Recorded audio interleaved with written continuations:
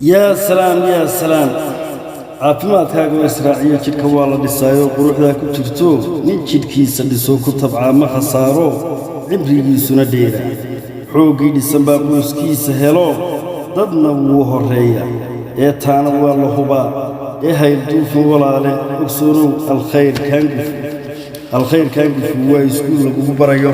jimicsiga dabiiciga ah ee bilaa qalabka iyo weliba tababarkii aad naftaada ku difaacaysay sidoo kale alkhayr kaangufu waxaa lagugu barayaa kaangufuugi oo u sii kala baxa